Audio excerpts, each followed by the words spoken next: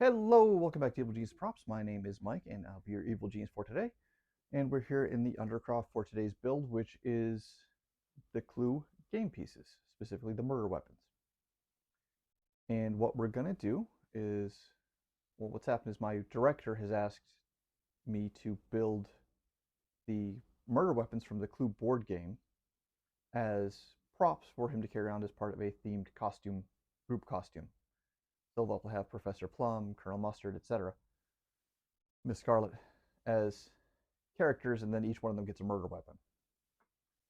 So there are 6 murder weapons in total in the game.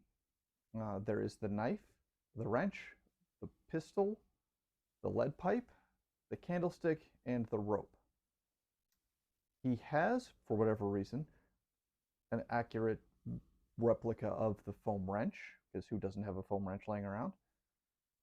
And we're using the knife and the pistol from our own prop room, which means I will be making the lead pipe, the rope, and the candlestick. So we'll talk about them each individually as we work on them. But suffice to say, for the rope, we're going to use the board game version as opposed to the movie version. The movie version is new, so I don't feel comfortable doing that, and I don't think he wants that anyway. So we'll do, just like an alpine coil, we'll do pipe with a bend in it for where somebody got bonked over the head, and then the candlestick, same deal. We'll make one of those and paint that up. So let's go over to the bench and we'll start working on our lead pipe first. All right, so the first thing I want to do is go over the pipe with some acetone. They sell this available as nail polish remover, which is why I just stole this from my wife. And this has 2 effects. One is it takes off the printing. We're going to paint it, so that's not a big deal, but it's still helpful. And the other thing is the acetone kind of opens up the pores on the PVC, such as if PVC had pores. What this does sort of opens up the structure a little bit and makes it so that it will absorb paint better. Because the issue with painting PVC and plastics is it's hard to get them to actually take paint. But this sort of opens it up so that it will take that paint a little bit easier. The nice thing is that printing there sort of helps you get an idea of if you've got enough of it going there. But we just want to take it off, get that nice and clean, and then, like I said, you'll actually be able to feel it afterwards, where you'll be able to feel that it is not necessarily porous, but maybe a little more open, and it will feel stickier for the paint. So that's step 1. We'll let that dry real quick. Shouldn't take very long. And then the next thing will be to, I think we'll cut it to length and then we'll bend it. So the pipe that we want is 18 inches. I'm sort of replicating these props kind of based off of the movie props.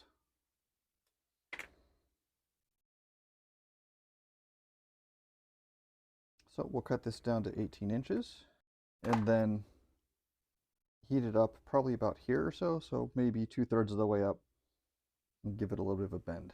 Now, pipe cutter would be helpful to have here, but I don't have one. At least not that'll fit this size.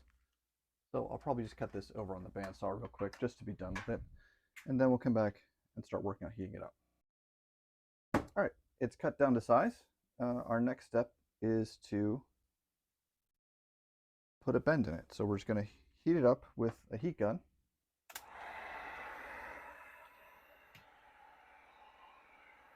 Have that over on the high setting, sort of keep it moving so that we're going all the way around, because we need to bend it on sort of all the way around.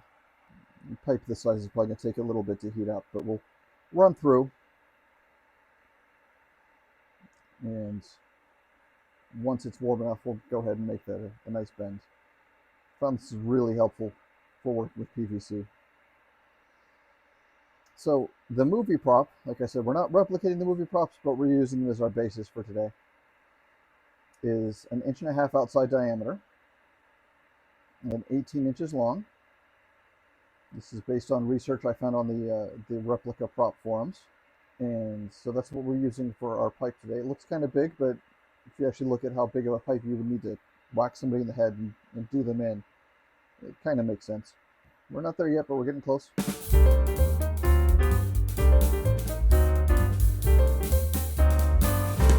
So we got to a point where it would bend, and now we're just going to hold it in place as it cools down.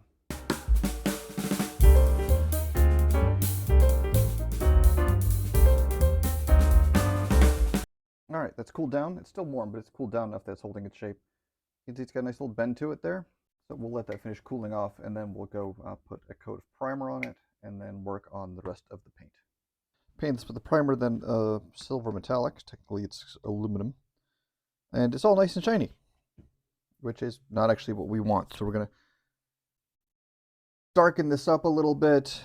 I still want a little bit of that metallic to come through. That's why I did paint it that color. But what we're going to do is sort of do, if this weren't just smooth, I would do like a black wash and then brown and just sort of do washes over this. There's nothing on here that's really going to catch any of that. So like I would paint it on, wipe it off, and it would just be gone. So what we're going to do is use the airbrush and do sort of a gray over top. Then maybe make it a little more brownish after that. And sort of just do some over that. But again, gray is going to be our main color with a little bit of that silver sort of peeking through here and there.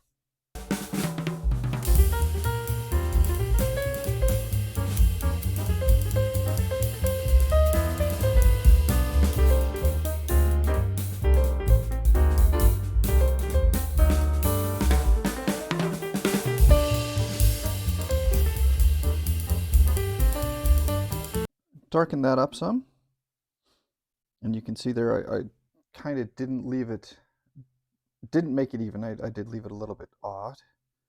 I might need to clean up a little bit around the top there, but darken it down. But also you can see there that there is also some distinct shine coming through from the aluminum paint underneath there. So we'll let that dry some more, and then go back over that with some other painting techniques. This just sort of brought down the overall. We'll go back in with some brush techniques and maybe some sponge work. I don't actually have a sponge, but you get the idea of just sort of darkening up, putting some corrosion on some areas. So this paint's all dried. What we're going to do is do a little bit of aging on it. So it's a lead pipe. It's not going to rust or anything on its own, but it will be dirty. And I think one of the things I want to do is make it look like there's been sort of a leak above it, so some of it's just washed down. I assume that the person's carrying is going to be carrying it this way, so this would be the top. But I want to make it look like the leak was on this end and leaked it this way, because I just think that's maybe a little more interesting. Though I'm going to do some stuff over the top, and particularly like fix up that area where it's got some fingerprints. So what I've got is just sort of some oil paint in a wash.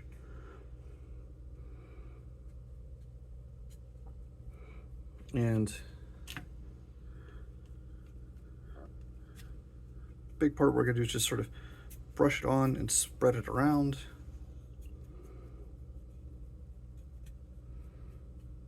Like I said, sort of make it look like it's going down.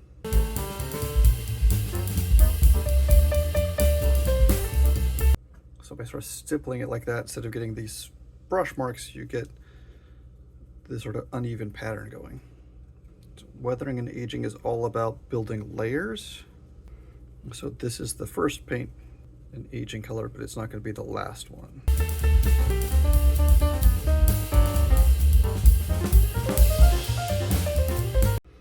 In addition to, that's the burnt umber, do some raw umber as well. And just kind of go right over the top. And what we're trying to do is these little specks in here that are sort of splashes. Want some of those. And we're going to stand it upright to let that sort of flow down. So you can sort of see the drips happening. But you can start to see that sort of has that very liquid look to it now. It looks like stuff's just sort of been dripping. So I'm not going to let this dry all the way. I'm going to let this dry part of the way. Come back in, see if I can wipe some of that off without taking it all off. All right, and here we are on the pipe. You can see sort of the nice grime and drips and a little bit the other end. Next thing we're going to do is do some dark red leaning towards brown. Is it a rust stain? Is it dried blood? We're going to leave that ambiguous, but we're not going to do a whole lot of it. We're just going to do a little bit kind of around where the bend there is. Just going to come in and lay some on like that. Maybe water it down a little bit and do a bit of a wash there like we did with the other parts.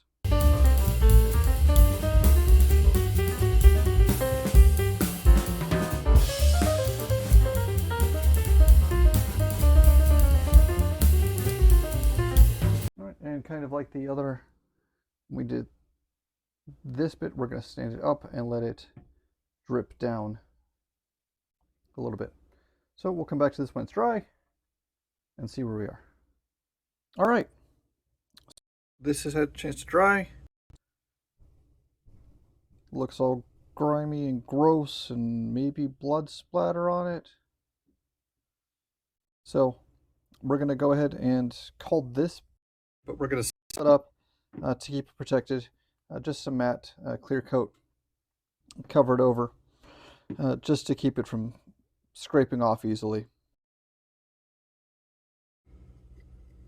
One of the other weapons in the game is the candlestick. So I printed one off. I offered to try to make a replica of the one from the movie. Not the movie, actually, from the board game. But he declined. So we'll go with this one. And I print this out and then hit it with some filler primer. And there's still some areas where I want to maybe clean up some of the lines a little bit. Focus.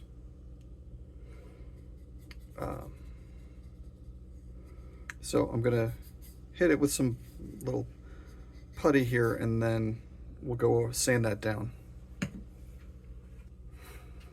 All right, so we're going to hit with some spot putty. And just sort of hit the areas that maybe have a little bit thicker layer lines. Now, is this overkill for props for a costume party? Absolutely. However, he knew what he was going to get.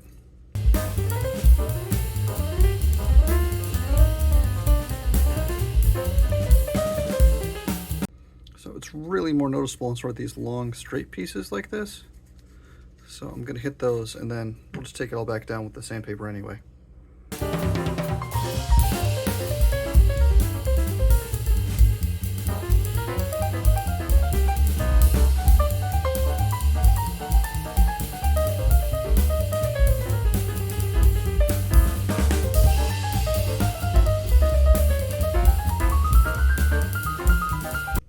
We'll let that all dry, come back and sand that back down to the gray. All right, so this has had overnight to dry, and our next step is just going to be to sand it down. Don't need to be super picky about it because it's going to get a lot more paint over top of it, but we want it to look nice and smooth, so we're going to sand it down, starting with 220, going to 400. If you want this to be really shiny, we would probably keep going from there, but 400 will probably be good enough to get a couple of coats of paint.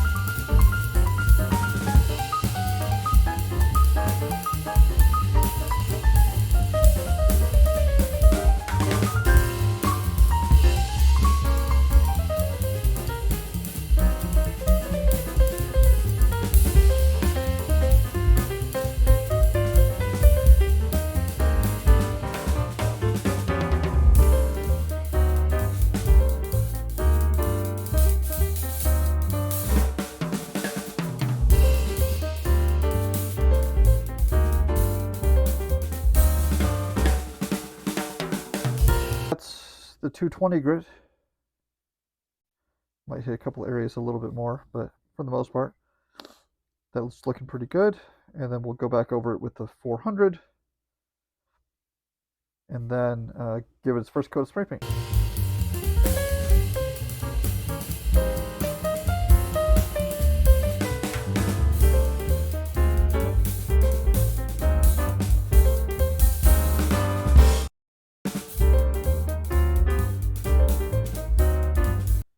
We'll go give that a coat. We're going to do gloss black underneath, and then once that's dried off, we'll do a brass on top of that. All right, we've got the nice gloss black on there. There's some little imperfections, but I'm not going to be too worried about it for these purposes. Next step is going to cover it in some metallics. I've got some metallic paint. It's a vintage brass, I believe, which is great for what we're doing. Show you the color there. This stuff really separates, so we want to get a really good shake on it and get it nice and cleaned up. Cleaned up? Not really.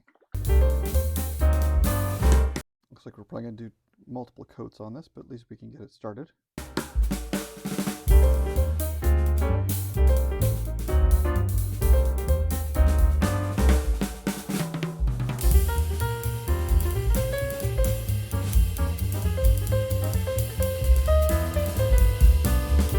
Come back to that and do a second coat a little bit later. So I came back and was going to try doing a second coat, and it's not sticking very well. And like even some of the stuff that was on there was just sort of pulling off as I was trying to paint more on. So we're gonna see if we can just take it all off and start over with something else. Yeah, that just wiped completely off there. So lesson learned, this paint doesn't stick to gloss spray paint. Good to know. We'll try something else.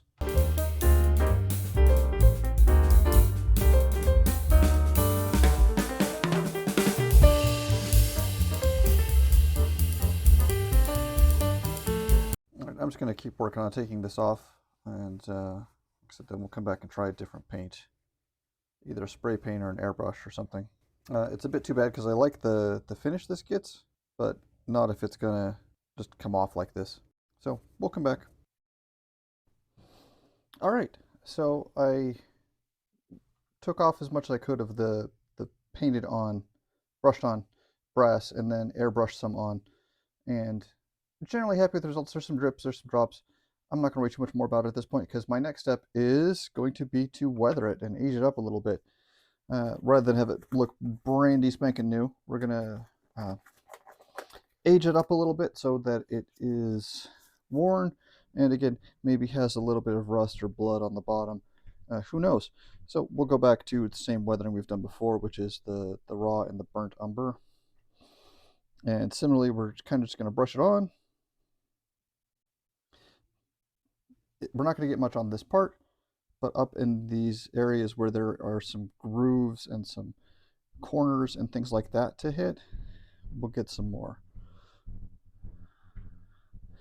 That's more valuable to do some of.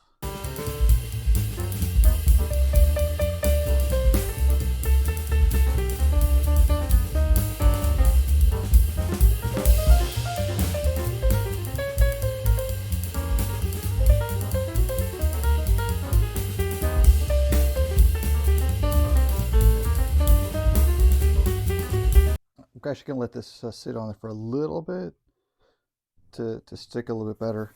Again, such a smooth surface, there aren't a whole lot of areas for it to stick to. So we're going to let it sit for a minute. But overall, I'm pretty happy with this. We already have some rope already done up in an alpine coil. Show you that here in a minute, and we'll be all done with our build for our clue pieces. There we are with a little bit of aging in some places. And just like on the last, the pipe, we're going to put maybe a little bit of some rust or something down here. Why is there rust on brass? I don't know. That's not my concern. So I painted some on at regular strength, and then I dipped my brush in water.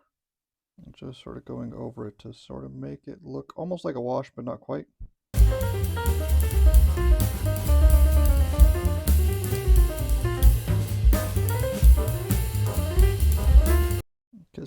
get rust spray sometimes. That's a thing that happens. Alright, we'll let that dry, and after that, we'll pull out the rope and we'll call it good. Okay, this is the rope. I didn't really show you tying it because you didn't really want to watch a video of a guy tying a knot. It's literally just an alpine coil. So if you wanted to look up like how to tie one, that's what you would look for. But basically, coil up the rope, take one end, bend it back on itself, take the other end, wrap it around that, and then pull it through that little bite there, and then you just pull it tight. And that's your alpine coil. So that's done. And then that was the last of them. So let's get them all together. And there we are. The 3 of the clue props I was asked to make. There's our candlestick. The clear coat just to knock down the shine a little bit to make it look a little tarnished, and also protect the paint job on there. Alpine coil rope. Our lead pipe. I think I'm happiest with this one.